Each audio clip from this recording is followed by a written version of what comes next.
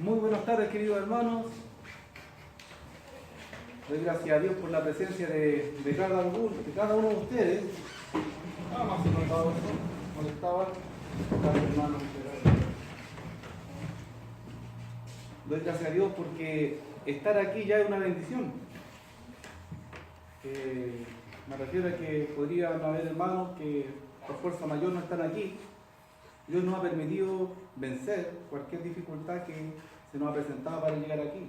Yo creo que cada uno de ustedes, como yo, hemos tenido que lidiar con alguna dificultad o molestia, un estorbo para estar aquí, pero gracias al amor y la misericordia del Señor, estamos aquí.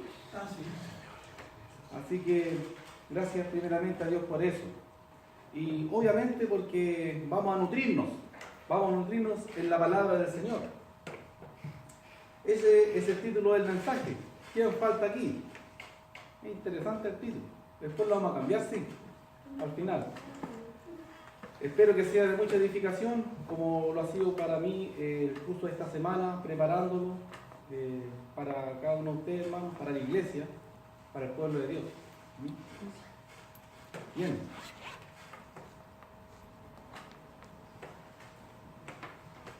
¿A qué puede aludir quién falta aquí? Primero, una introducción. Yo veo en general dos tipos de personas. Las podemos ver en distintas áreas. Pueden ser laborales, a veces los quehaceres de la casa, etc. Y también podríamos llevar esto a lo que es la iglesia. Porque todo esto está ocurriendo en el mundo. Aunque la iglesia no pertenece al mundo, estamos en el mundo. Y podemos cometer el error a veces de imitar malas costumbres, porque son justamente eso, costumbres, son cosas a veces culturales, cosas que de alguna manera absorbimos antes de ser cristianos y que hemos tenido con el tiempo que ir puliendo.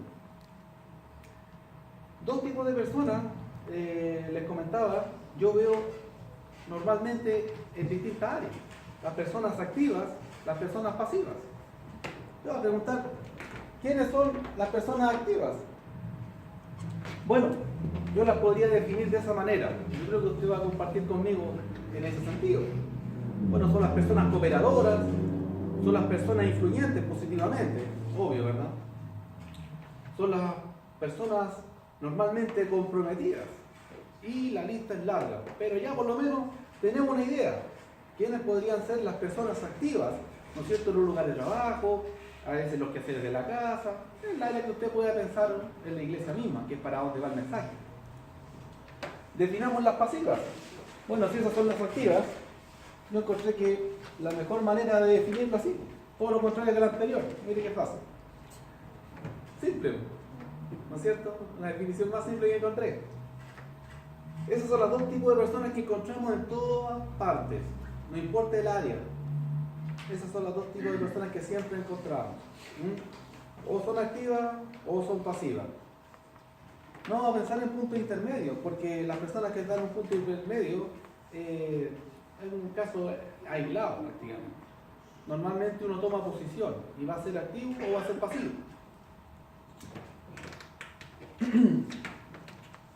Bien, entendiendo estos dos puntos, fíjese la pregunta hecha de dos maneras. Yo traté de expresar la pregunta, no pude elegir una, usted elija la mejor. Dos preguntas que apuntan a lo mismo. La ausencia de cuál es notoria. Cuando alguien, por ejemplo, pide permiso en el trabajo y se va a almorzar, pero no vuelve. ¿Ah? Porque pidió permiso para después del almuerzo para un trámite, por ejemplo. ¿Cuál de las dos va a ser notoria, la activa o la pasiva? Si es activa, ¿qué va a pasar después de la hora del almuerzo? Oye, Juanito, ¿no está Juanito? Pucha, le quería pedir algo a Juanito, tan buena voluntad que tiene. O, pucha, vos, ¿y cómo vamos a hacer esto sin Juanito? Pero, si es quizá cualquier alcance con la realidad, simplemente, ¿no es cierto?, coincidencia. Y Pedrito va a ser un pasivo. Pero si el que pidió permiso es Pedrito y es pasivo, pide hora para después de colación y se pierde y nadie se da cuenta que pidió permiso. Porque nunca tiene voluntad de hacer un favor, de ayudar, no tiene disposición, etc. Entonces, dicho de otra forma, esta misma pregunta, ¿la ausencia de quién, una persona activa o pasiva, se echa de menos? ¿A quién vamos a echar de menos? A Juanito, ¿no es cierto? Y aquí yo me preocupé que no hubiera ningún Juan ni Pedro. ¿Ah? Nada. Coincidencia, circunstancial, como se dice. Bueno, en ese mismo sentido en la palabra encontramos dos tipos de siervos. Es interesante que estos dos pasajes nos van a hablar de siervo inútil. Es decir, en un sentido espiritual, la palabra nos va a denominar como siervos inútiles. Sin embargo, hay dos tipos de siervos inútiles. Y yo los invito a ir a este pasaje, Mateo capítulo 25, o escuchar la lectura que voy a dar a continuación. La conocemos como la parábola de los talentos. No es muy desconocida, ¿verdad? Bastante popular, muy citada por su semejanza con muchas situaciones prácticas. Tenemos aquí Mateo capítulo 25 del versículo 14 al 30 y habla de que el reino de los cielos es semejante a un hombre que yéndose lejos llamó a sus siervos y le entregó sus bienes. A uno dio 5 talentos, a otro 2 y a otro 1, cada uno conforme a su capacidad. El que había recibido 5 fue y negoció con ellos y ganó otros 5. Asimismo, el que recibió 2 ganó otros 2. Pero el que había recibido 1 fue y lo enterró. Después de mucho tiempo vino el señor de aquellos siervos y arregló cuenta con ellos. Es decir, los llamó, ¿no es cierto?, para evaluación. Llegó el que había recibido 5, trajo otros 5, es decir, trajo 10, ¿no es cierto?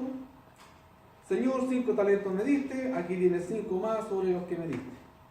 ¿Qué le dijo el Señor?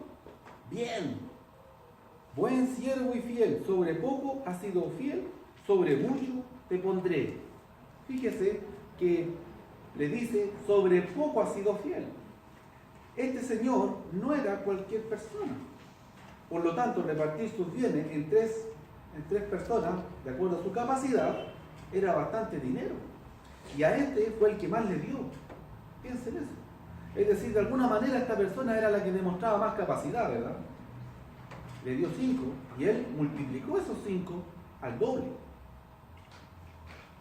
Pero el Señor le dice, sobre poco has sido fiel. Si usted saca rápidamente la cuenta, era más de la mitad de toda su fortuna. En la parábola, proporcionalmente hablando. Ahora, por otra parte, el que recibió 2 talentos, lo mismo. Y la misma respuesta del Señor. Versículo 23. Bien, buen siervo y fiel. Sobre poco has sido fiel, sobre mucho te pondré. Y en ambos casos les dice, entra en el gozo de tu Señor. Ven a compartir con tu Señor. El Señor gozó haber incrementado su riqueza, su patrimonio, qué sé yo. Y Él quiere compartirlo con ese siervo.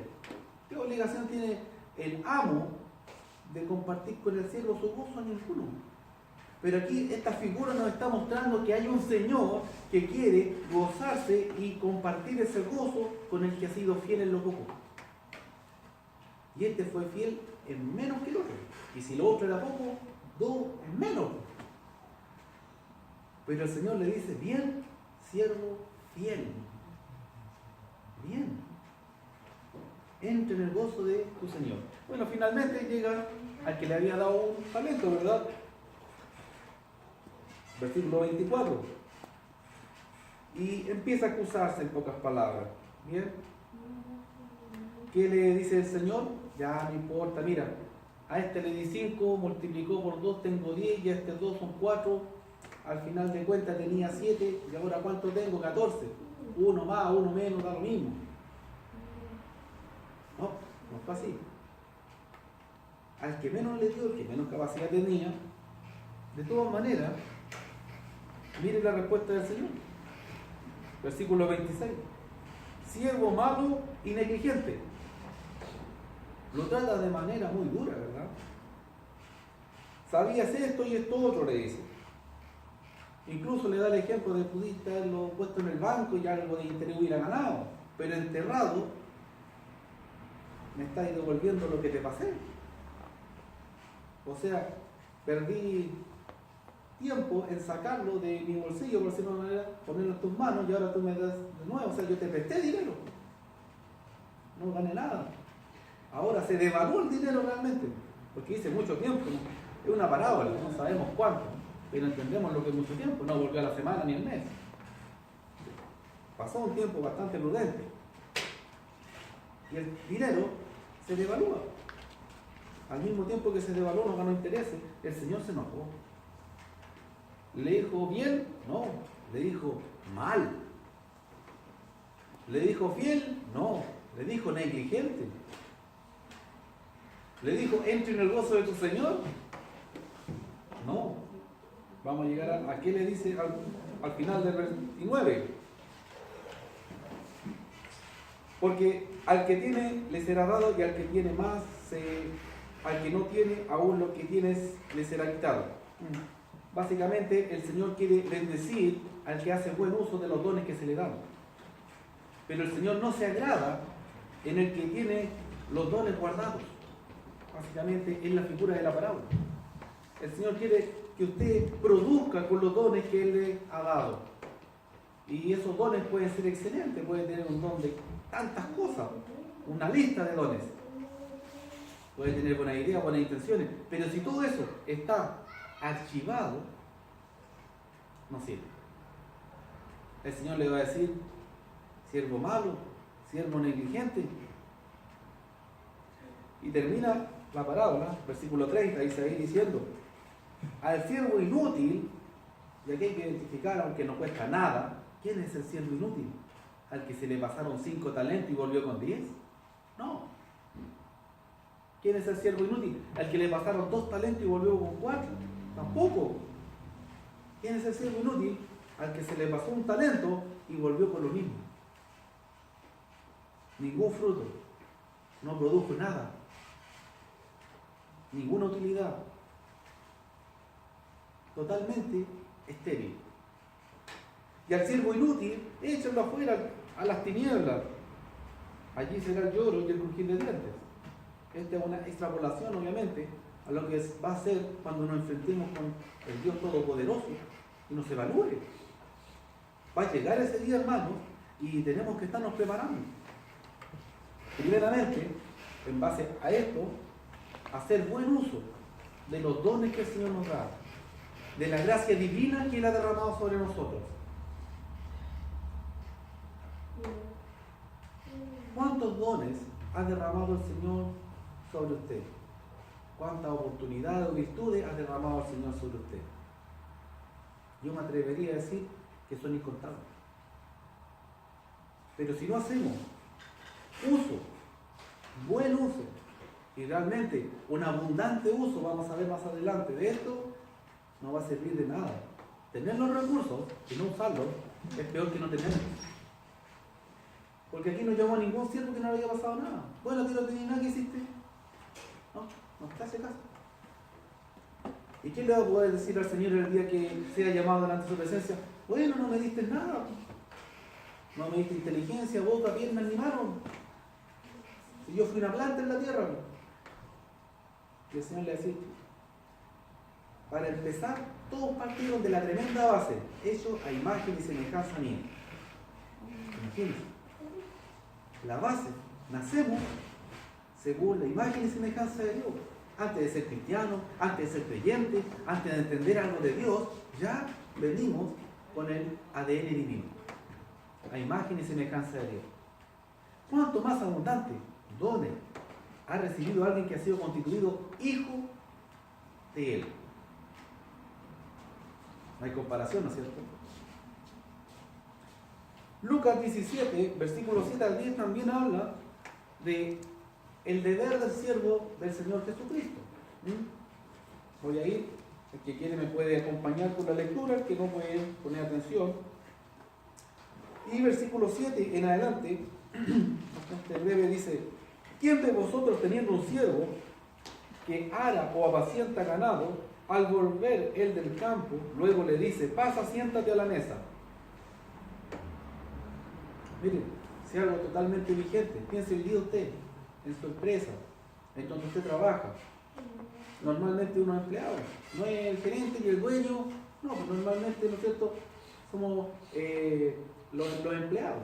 Hemos sido empleados en un área, en un trabajo, bien por el que es dueño de su empresa. Pero en este sentido, el ejemplo da para el que es empleado. Y piense usted, trabajó toda la mañana, o quizás trabajó todo el día, el gerente llegó tarde, y lo va a pasar a su oficina, compartir cómo le fue, y a decir: oye, ven a tomarte un cafecito conmigo. Medio raro ese gerente, ¿no? Algunos ni saludan. O, oye, ¿sabes que me voy a servir algo? ¿Vamos? No es normal, ¿no es cierto? Entonces, mucho menos un esclavo, dice. Dice: ¿quién de vosotros, teniendo un siervo que haga esto o aquello, terminando sus labores, el amo le dice: ven, pasa y siéntate a la mesa? Ya has trabajado mucho, ven conmigo. Usted no sé si ha dado cuenta, yo me he dado cuenta siempre, pero el sillón del gerente es bien distinto al que pasa a la oficina. Nada que ver, ¿sí o no?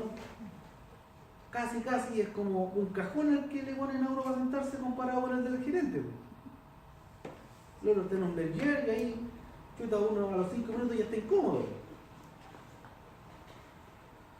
Entonces, esta figura es muy actual, en el sentido de discriminación, en ese sentido de discriminación es muy actual.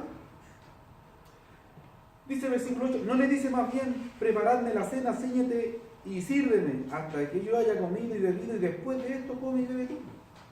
O sea, atiéndeme hasta que yo me vaya a acostar, y ahí tú tenés derecho a comer, tienes derecho a acostarte, ahí tú tienes derecho para hacer algo para ti, cuando ya no tienes nada que hacer para mí. Esa, ¿no es cierto?, es la jerarquía siervo y señor, en esta figura. Entendemos culturalmente esto se refiere a lo que era la esclavitud actual, y no hace hasta mucho también, así era. Y en algunas partes de forma clandestina, tristemente, siguen esclavizando a personas. Pero volviendo al tema, versículo 9, ¿acaso da gracias al siervo porque hizo lo que tenía mandado? Pienso que no. ¿Quién piensa que no? Hablando del Señor Jesús. Cuando el amo le va a decir al siervo o al esclavo: hoy te pasaste, muchas gracias, te quedó súper bien. En mi experiencia, normalmente a mí me encontraban siempre todo incompleto y malo. Nunca me dieron la gracia y me retaron que trataba de hacer las cosas bien. Pero aquí dice que el amo o el señor nunca le va a decir al esclavo: muchas gracias. ¿Por qué? Y aquí llegamos al versículo 10. Le puse 2 veces 30, que era 10. Así también vosotros, cuando hayáis hecho todo lo que os ha sido ordenado, decid: siervos inútiles somos, porque lo que debíamos hacer, hicimos. Fíjense la figura. Cristianamente, espiritualmente, ¿qué cosas vamos a hacer de más para nuestro Dios? ¿Hay algo que usted en su vida haga más allá de lo que debió haber hecho? Realmente siempre vamos a estar muy por debajo de lo que debíamos haber hecho. Y ahí dependemos de la misericordia del Señor. Ahí vamos a tener un abogado defendiendo, dice la Escritura, primera de Juan. Ahora, si no tenemos ningún atenuante ni cosas que, bueno, ahí ya va a ser un problema de la persona frente a Dios. Pero vuelvo a la pregunta: ¿qué actividad, hecho o acción estamos haciendo de más? O sea, no, esto realmente no es necesario que lo haga para Dios. ¿Qué? Nada. Porque si dedicáramos la vida al 100% para el Señor, cuando llegamos delante de su presencia, Ni eso fue suficiente para decir, bueno, Señor, me gané el cielo. Así que permisivo, ¿no? ¿No? Si lo hicimos así, que en la práctica sabemos que tenemos que lidiar con el mundo. La corriente del mundo es tremenda. El sistema nos quiere absorber. La corriente nos quiere hacer devolvernos. Y así. Entonces tenemos que lidiar con cosas para agradar a Dios. Sabemos que podríamos hacer siempre más. Esa es la verdad. Incluso las personas que son financiadas para trabajar 100% para la obra, ellas pueden hacer cosas que si no estuvieran financiadas 100% no podían hacer. Y aún ellas podrían hacer más. Y siempre, hermanos, me dirijo a los cristianos, podríamos hacer más por el Señor. Entonces, en ese contexto es verdad lo que dice este pasaje. Siervos inútiles somos porque lo que debíamos hacer, hicimos. Entonces, fíjese. Ya la Escritura nos aclara que somos siervos inútiles. Sí. Pero, ¿cuál de los dos? Esa la Escritura no nos aclara. El malo, el negligente, el que fue excluido del gozo de su Señor, o aquel que hizo lo que debía hacer y su Señor estuvo conforme y después pudo hacer para él todo lo que quiso, lo que necesitó. Una pregunta grande. ¿Somos siervos inútiles? Sí, en este contexto espiritual como cristianos somos siervos inútiles. No vamos a hacer nunca más de lo que debíamos, como en el caso de Lucas 17:10. Pero también podremos ser siervos inútiles en el sentido de que hemos sido bendecidos con toda bendición espiritual, hemos sido enriquecidos con todo en los lugares celestiales, nos esperan las promesas más grandes del universo, y en este momento estamos siendo o estando bajo la cobertura del Todopoderoso. O sea, es un súper resumen de realmente lo que es el cristiano. La lista es infinita. Pero si eso no lo usamos, si eso no trasciende, estamos enterrando ese talento, esos dones, esa bendición, ¿verdad?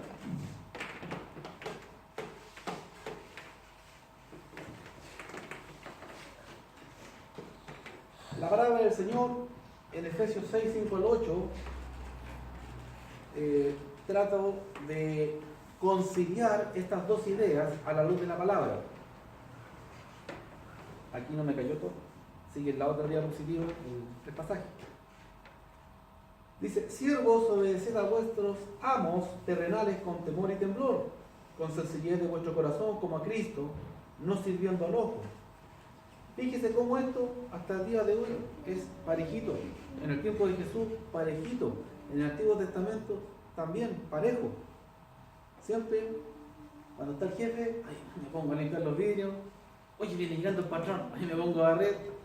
Es como una conducta inherente en el ser humano. Y la Escritura nos enseña a no servir a nuestros amos o autoridades terrenales como sirviendo al ojo. Sino dice, no como los que quieren agradar a los hombres, sino como siervos de Cristo. Todo lo que hacemos lo tenemos que hacer pensando en que somos siervos de Cristo. La suerte para las autoridades, jefes, amos, dueños, qué sé yo. La suerte de tener un cristiano, la bendición que tiene una persona de tener un cristiano, ¿no es cierto?, bajo su autoridad, qué sé yo. De corazón, haciendo la voluntad de Dios. Y continúa el pasaje, sirviendo de buena voluntad como al Señor. Nuevamente, insiste en eso. Nosotros hacemos las cosas como sirviendo al Señor, no a los hombres, sabiendo que el bien que cada uno hiciere, ese recibirá del Señor, sea siervo o sea libre. Hay un proverbio popular que dice: cuando el gato sale, este se sale la otra mitad. Súper viejo, más viejo que el hilo negro. Cuando el gato sale, los ratones se fiestan. Fíjese, eso no es bíblico. Lo que resalté con rojo, no sirviendo al ojo, porque podrían haber faltas a la función en que hemos sido encomendados terrenalmente. Y así vemos personas que han deshonrado las instituciones, personas que han deshonrado el sistema, que han hecho mal uso, muchas autoridades máximas en otros países que han llevado al país a la quiebra, etc. Vemos personas que hacen mal uso. ¿Por qué? Porque ellos cuando lo están mirando, viendo al ojo, son distintos a cuando no lo está mirando nadie. Pero el cristiano sabe que el Señor lo está mirando cuando siempre. ¿Qué diferencia, no es cierto? El que sirve al Señor y el que sirve a una ama terrenal o a un patrón o simplemente hace el trabajo por dinero y bueno, por hacerlo bien o mal no me pagan más, así que lo hago al mínimo. ¿Y de dónde saco esa idea? Tenemos más de 20 años que he pasado por trabajo y en todas partes piensan igual. ¿Qué rompe el esquema? Un trabajo distinto. ¿Qué rompe el esquema? Un pueblo distinto. ¿Qué rompe el esquema? Un siervo del Señor, la iglesia del Señor. Eso rompe el esquema. Los que trabajan sirviendo al Señor. Los que saben que ante Dios son inútiles. Porque ¿quién es imprescindible para que la obra de Dios se lleve a cabo? Nadie. Pero ¿quién es útil o quién puede ser útil? Y ponga atención a esta pregunta. ¿A quién Dios le ha dado el privilegio de ser útil en su obra? A todos. Dios le ha dado el privilegio de ser útil en su obra a todos. Pero nadie se puede gloriar de que hizo lo suficiente, prácticamente que no necesitó a Cristo para ser salvo. No, eso es ficción. Ficción espiritual. No, es que yo soy tan bueno que no necesito a Cristo. Eso es mentira. Somos plenamente dependientes de la intercesión del Hijo de Dios para nuestra salvación. Y todo lo que hagamos lo vamos a hacer sirviendo a ese Señor por el que somos salvos. Sabiendo que el ojo de Él es 24/7. Un concepto tan común, ¿no es cierto? En el día a día, todo es 24/7. Nadie descansa. Pero los cristianos 24/7, ¿a dónde estamos? Ese es el punto. Fíjese que todo es 24/7. Yo trabajo en empresas sensuales y trabajan los 365 o 66 días del año sin visita, no importa la hora ni el día. Asesor detenido, ahí hay alguien de emergencia, va. Trabajo en el tema como diario, así es. Y muchas empresas de, por ejemplo, solución informática, de climatización, de todo, 24/7. Usted llama, va, 24/7. Obviamente ellos se turnan. Cada uno cumple su horario. Pero esa mentalidad, llevarla al plano espiritual, hermano, y entender de que la iglesia estamos en la obra más grande, por el trabajo más trascendental de cualquier trabajo por el que pasemos secularmente. Entender de que aquí a veces se necesita esa mentalidad 24/7. El Señor sabe cuando no está a nuestro alcance, y el Señor sabe cuando sí. Entonces, esa mentalidad tenemos que llevarla, tiene que estar en nuestro corazón, la disponibilidad, la disposición. Yo decía al principio, hay dos tipos de personas en todas partes, los activos y los pasivos. ¿Cuáles se echan de menos? Los activos, los que son comprometidos con el trabajo o con la obra que hay que hacer. Eso puede ser en todo, puede ser en política, puede ser en un montón de cosas seculares, pero llévelo a lo importante, a lo espiritual. Juanito, que no estuvo en una actividad o en un trabajo y nadie se dio cuenta que no fue, porque como nunca va, Juanito pasa desapercibido. O otro Juanito, ¿no es cierto? O póngale Pedrito, póngale el nombre que quiera, el que echaron de menos. Ya que hizo falta el hermano Pedrito o el hermano Juanito. Hizo falta el hermano, pero está enfermo. O viajó. O qué sé yo. Por ejemplo. Pero se siente, así como se echó de menos el hermano. Y aquí vino una introspección. Yo, por ejemplo, Héctor, o usted, hermano, cualquiera sea, hacerse ese ejercicio y decir, ¿Me echarían de menos una actividad de la iglesia cuando yo no estuve? ¿O ni se acordaron de mí? Tiene dos opciones. Primero, deducirlo, que es muy fácil, o llamar a la iglesia y decir, ¿se dieron cuenta que yo no estuve? Hermano, no nos dimos ni cuenta. O sí, lo echamos de menos. Hermano, Dios no puede ser burlado. Dios no puede ser burlado. Sabemos qué tipo, ¿no es cierto?, de personas estamos siendo en el mundo, y con mayor razón en la iglesia del Señor. La idea, ¿no es cierto?, de haber puesto este dicho popular es que espiritualmente, hablando de que el Señor Jesucristo es nuestro líder, es a quien servimos, etc., no servimos al ojo. En la figura de este proverbio terrenal, el gato siempre está. Los ratones no piensan en hacer fiestas, porque el gato siempre está, ¿no es cierto? Siempre el ojo de Dios está atento a lo que hace su pueblo, a lo que hace su hijo, o a lo que no hace su pueblo, a lo que no hace su hijo.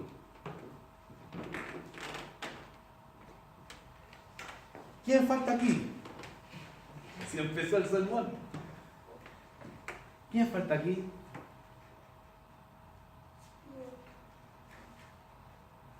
Yo pregunto. Gracias a Dios tenemos una reunión bastante numerosa. Yo decía, gracias Señor por cada uno de nosotros que estamos aquí, porque por la misericordia de Dios que estamos aquí, hemos llegado. Y digo, ¿quién falta aquí? A ver, y tenemos que empezar a hacer memoria. Pasa el libro de asistencia. Y falta uno. ¿Quién falta? No sé. ¿Quién falta aquí? Echamos de menos al tiro del hermano. Hoy faltó el hermano tanto, sí, no dijimos. ¿Quién falta aquí? De repente,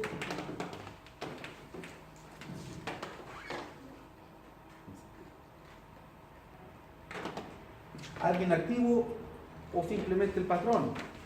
¿A qué me refiero? Cuando falta alguien activo, ya lo vimos. Cuando falta alguien activo, se echa de menos.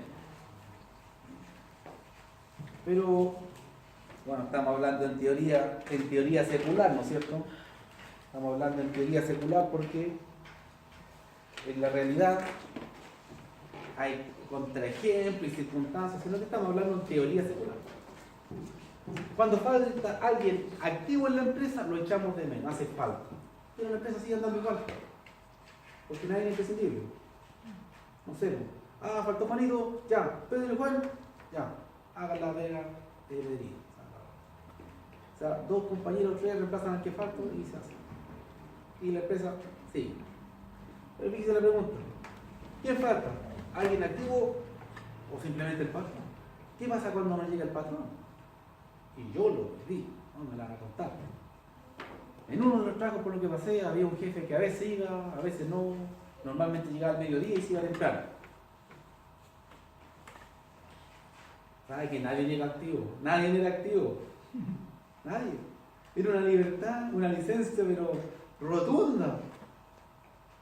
Parecía que estábamos en un hotel más que en una empresa. Una tranquilidad. Entonces, cuando falta alguien activo se nota. Y se nos carga más el trabajo a nosotros, que tenemos que hacer el compañero que faltó, o lo echamos de menos.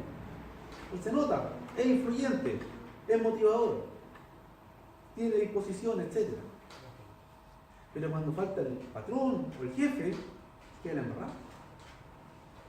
Porque si estamos sirviendo, terrenalmente digo, al ojo, como no llegó, no abonamos. Pero espiritualmente,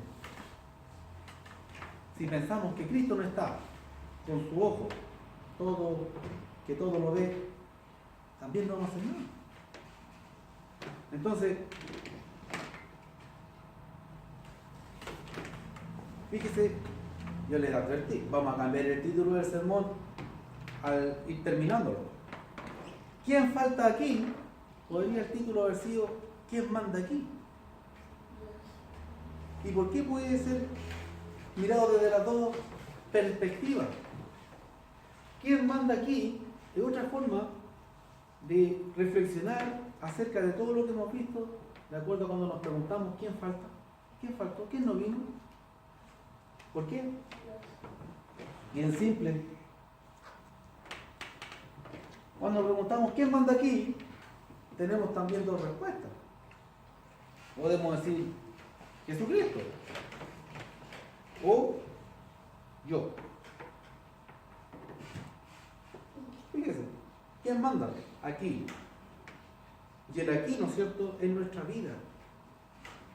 Si nuestra vida, como cristianos, seguimos arrastrando esto,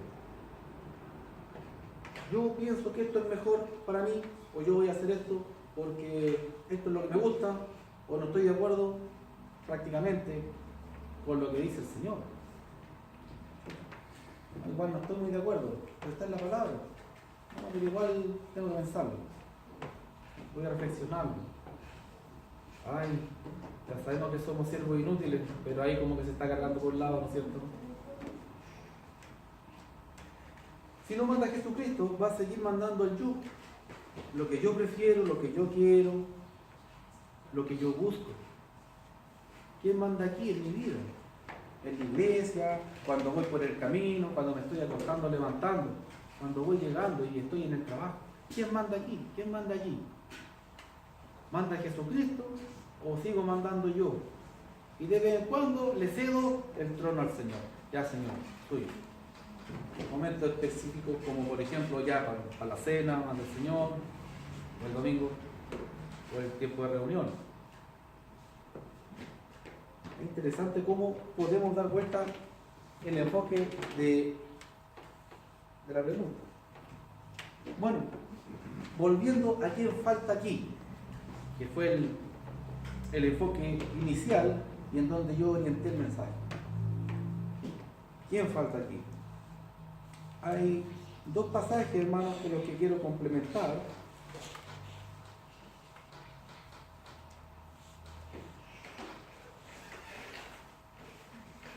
Uno ya fue citado mientras se dirigía el servicio y el otro no. 2 de Pedro 1:8.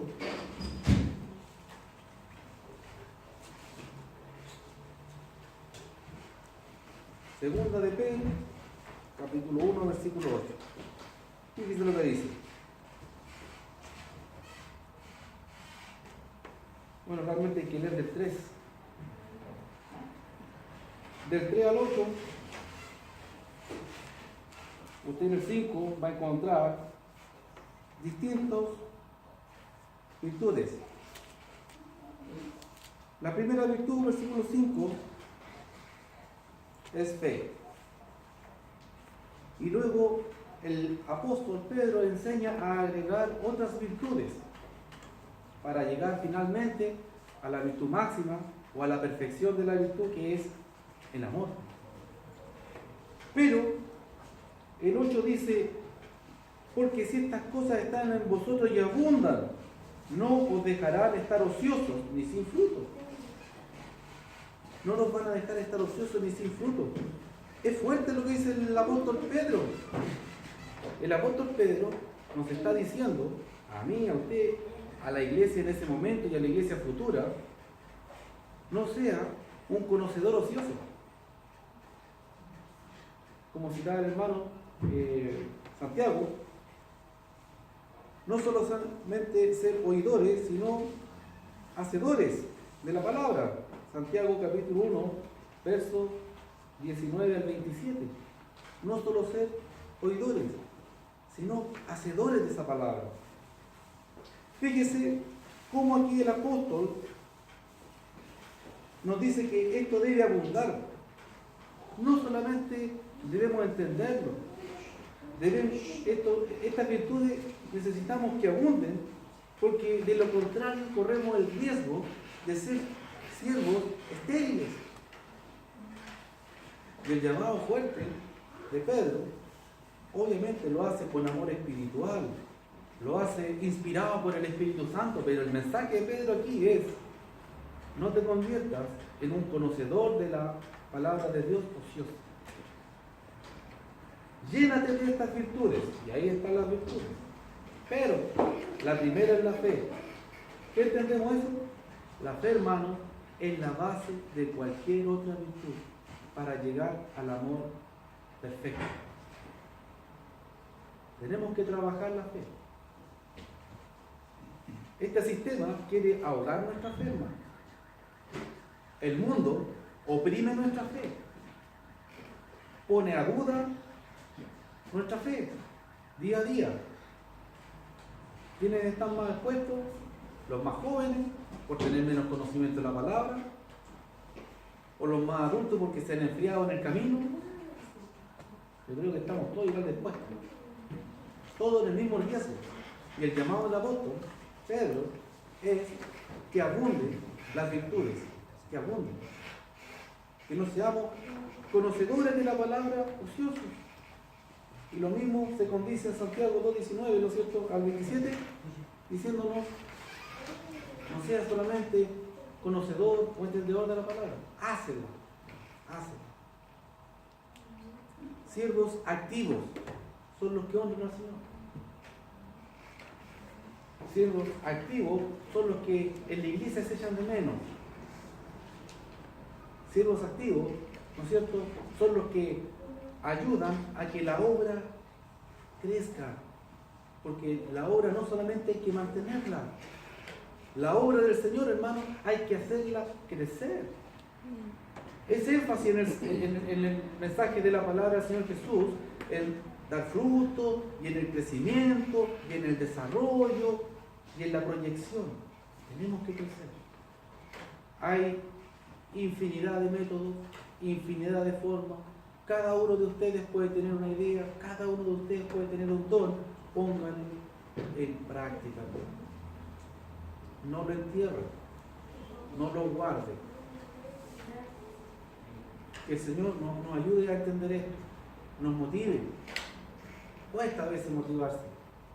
Está un poco congelado a veces uno espiritualmente. Entonces se da cuenta, cuando hace mucho frío, está tullido, no puede ni moverse. Literalmente sí, se pasa. Y a veces el frío es tanto que una persona se muere, tieso.